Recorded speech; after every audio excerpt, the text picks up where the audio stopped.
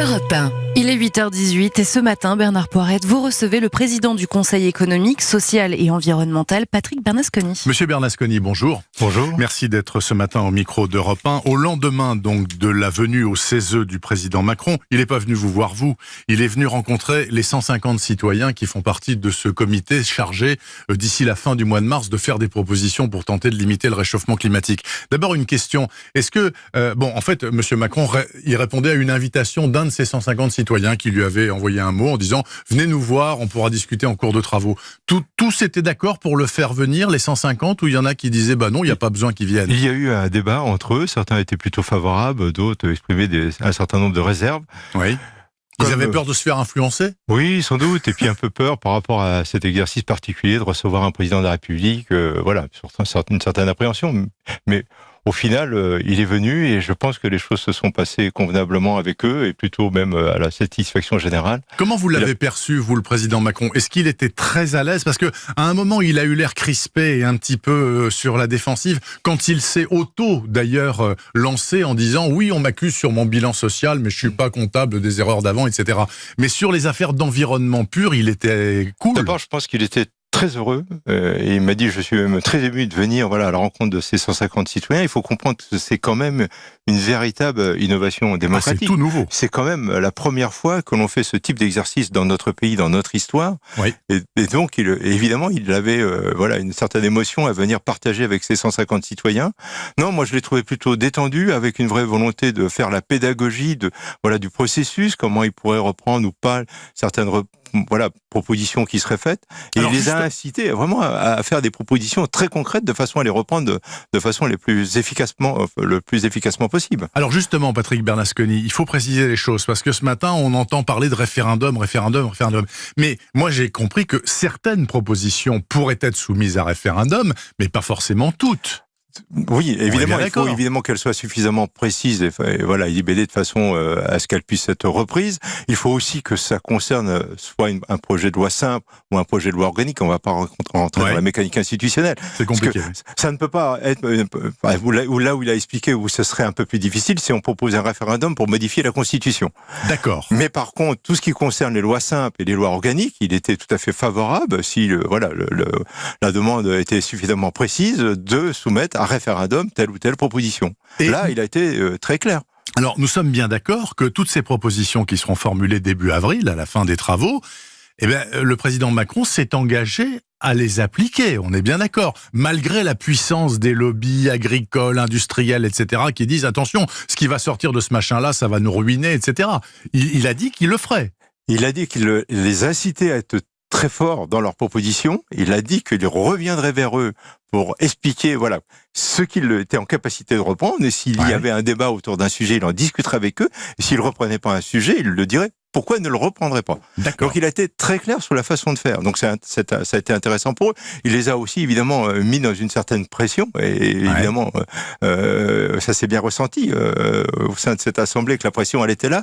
Voilà, par rapport à cet exercice quand même tout à fait nouveau, dans lequel évidemment ils ont une responsabilité grande par rapport aux propositions qu'ils vont faire, par rapport à tel secteur d'activité, sur le plan de l'économie, sur le plan du lien social, parce qu'il a quand même beaucoup insisté aussi de faire en sorte que ces propositions assurent une certaine cohésion sociale, et en particulier vis-à-vis des plus démunis. D'accord. Alors, est-ce que vous pensez que la venue de M. Macron hier devant eux va modifier leur façon de faire dans les 2 prochains mois ?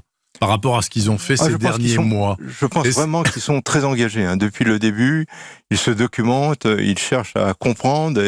Et je pense que là, ils vont rentrer évidemment dans une nouvelle phase dans laquelle ils vont devoir arrêter un certain nombre de propositions ou de projets de loi. Et là, l'état d'esprit, je pense qu'il est le même. Il est sans doute renforcé. Il faut voir quand même qu'ils sont quasiment... On a toujours les 150 et quasiment les 150 même, les quelques-uns qui ne sont plus là, ils l'ont été pour des... Voilà, exactement. Donc, faut voir leur engagement très très fort, au sein de cette convention. Alors, il ne vous a pas échappé, Patrick Bernasconi, qu'avant même de connaître les conclusions de la Commission des citoyens, il y a certaines ONG qui, dès hier soir, ont dit, de toute façon, M. Macron, il peut dire ce qu'il veut, on sait que ça l'intéresse pas, ces questions-là, il n'est pas engagé, etc. C'est juste de la politique politicienne. Est-ce qu'il vous a semblé véritablement converti à quelque chose ? Il y a 5 ans, il n'était pas concerné, objectivement, il l'a dit reconnu lui-même. Il a été sensibilisé, par exemple sur la biodiversité, à certains sujets qu'il avait peut-être pas complètement J'imagine que ce qu'il voit sur l'Australie à la télévision, ça doit le concerner aussi. Enfin, donc oui, je pense qu'il en est convaincu. La difficulté pour, je pense, le chef de l'État, c'est d'avoir des propositions qui puissent faire suffisamment consensus. On a vu la réaction quand même du pays par rapport à une mesure qui était celle de la hausse du carburant. Oui, donc il veut absolument avoir des propositions qui permettent de faire consensus et assurent la cohésion sociale. Donc de ce point de vue-là, je pense qu'il a envie de faire très fortement, et je pense qu'il attend des propositions concrètes de façon à les soumettre, peut-être par référendum, comme vous dites, pour un projet de loi ou un projet de loi organique, pour avoir des choses très concrètes pour la suite. Moi, il me semble, oui, volontairement engagé. Alors, ce qui lui a été dit aussi hier par l'une des participantes, me semble-t-il, c'est que, malheureusement, tout ça prend un temps fou. Par exemple, elle dit, écoutez, qu'on doive attendre 2030 pour recycler à 100% les bouteilles en plastique dans ce pays, c'est du délire. C'est juste une volonté politique, on peut faire beaucoup plus vite. Sauf qu'il y a les lobbies derrière. Et à ça, il dit quoi ? C'est pas tant le problème des lobbies que de la complexité des réponses à apporter. Quand on veut, on peut. Oui, quand on veut, on peut, mais on peut pas non plus décréter la fin du monde. Oui. Enfin, à un moment donné, il faut juste savoir derrière telle proposition ce que ça a comme conséquence. Mais il les a aussi à avoir des propositions assez fortes, peut-être pour bouger plus vite les choses. Par exemple, sur la taxe carbone ou un certain nombre de sujets, il les a quand même incités à explorer ces sujets-là et avoir des propositions peut-être plus fortes que ce qu'il n'est fait aujourd'hui. Donc, elle est revisitée par rapport à des décisions qui ont été prises. Donc, c'est quand même très, très intéressant de ce point de vue-là. Donc, il les pousse, à avoir des positions qui permettraient de faire bouger les lignes. Et ça, de ce point de vue-là, je trouve ça l'exercice très, très intéressant.